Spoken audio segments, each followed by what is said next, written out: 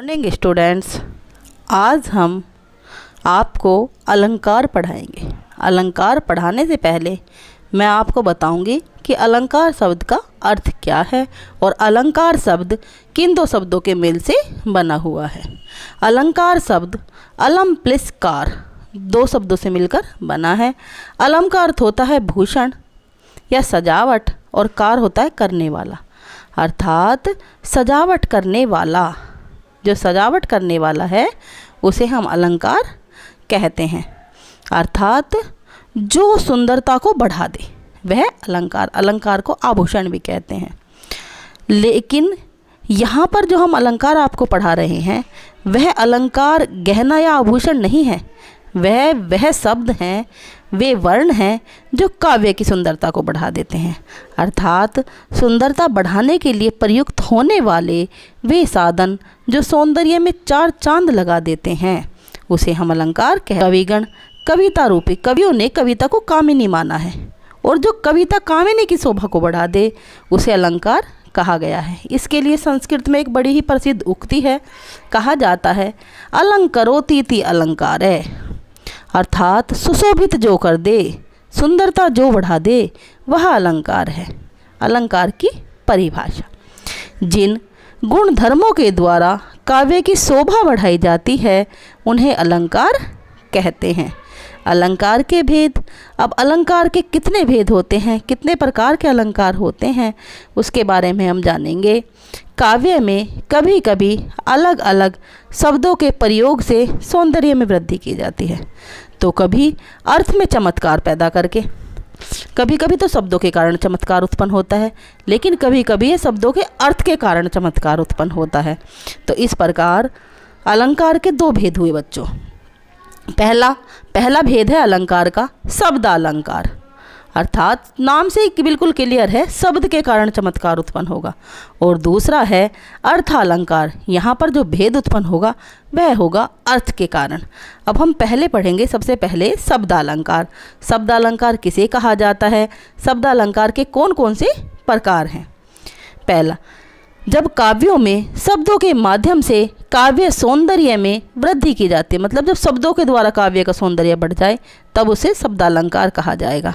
इस अलंकार में एक बात ध्यान रखने वाली यह है कि शब्द अलंकार में शब्द विशेष के कारण, नाम से बिल्कुल जब मैंने बताया क्लियर है, तो शब्द विशेष के कारण या उस शब्द विशेष का पर्यायवाची रखने से, पर्यायवाची समानार्थी या उसके जैसा दूसरा शब्द रखने से काव्य का सौंदर्य जो है वह समाप्त हो जाता है। जैसे कनक कनक से सोगुनी मादकता अधिकाय, यहाँ कनक के स्थान पर यदि उसका पर्यायवाची गेहूँ या धतूरा रख दिया जाए तो काव्य में चमत्कार रहेगा नहीं, वो लय ही खत्म हो जाएगी। इसीलिए कनक कनक ते सोगुनी मादकता अधिकाय, वह खाए बुराए नर वह पाए बुराए।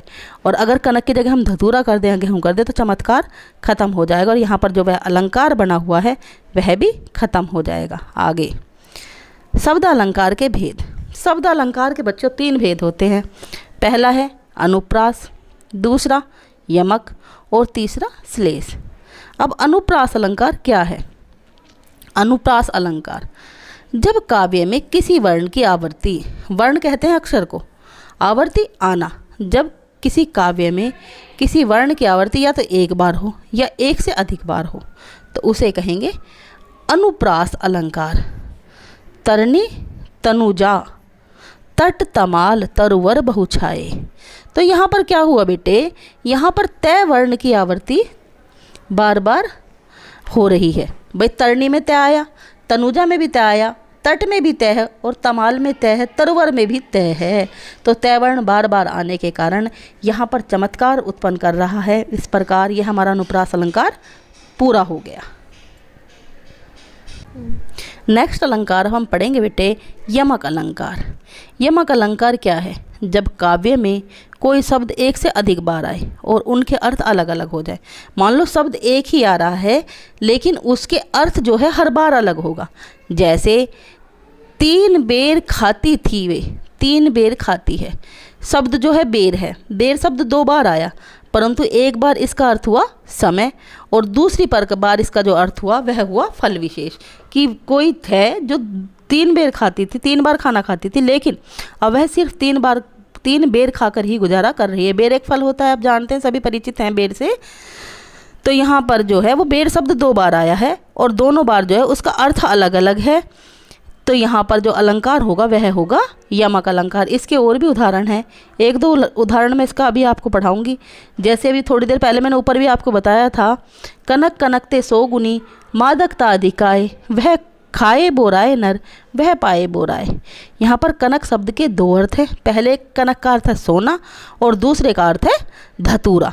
लेकिन यहाँ पर यदि हम सोना और धतूरा लिख दें तो चमत्कार खत्म हो जाएगा, इसीलिए कवि ने कनक और कनक रखा और यहाँ पर अलंकार हुआ मेरे बच्चों यमक।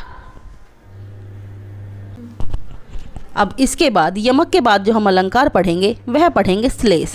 अब श्लेष जो अलंकार होगा इसमें जो एक ही शब्द में अर्थ चिपका हुआ होगा, एक शब्द होगा और उसमें अनेक अर्थ निकलते होंगे उसके।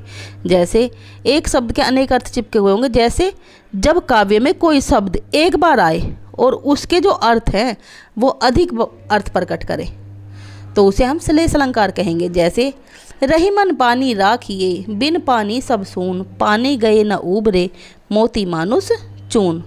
हमारे सामने जो दूसरी यहाँ पर पानी शब्द बार बार आ रहा है, लेकिन पानी शब्द जो है वह अलग अलग अर्थ प्रकट कर रहा है। जैसे यहाँ दूसरी पंक्ति में, दूसरी पंक्ति कहते हैं लाइन को, पानी शब्द एक बार आया परंतु उसके अर्थ अलग अलग प्रसंग में हैं।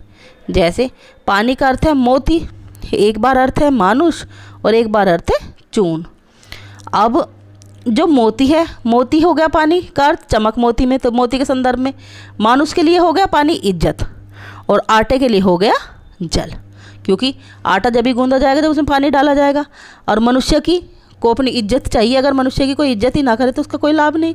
और मोती में यदि चमक नहीं होगी तो मोती जो है अर्थहीन हो जाएगा बच्चों।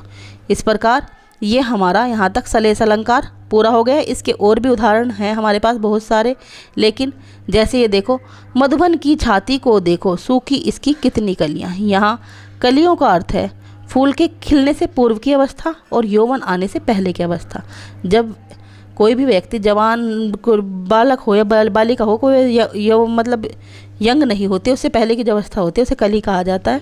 और यहाँ पे जो फूल जब खिलता है उससे पहले की जो उसकी अवस्था होती है वह भी कली होती है। धन्यवाद। आज हम अपनी क्लास को यहीं विराम देंगे।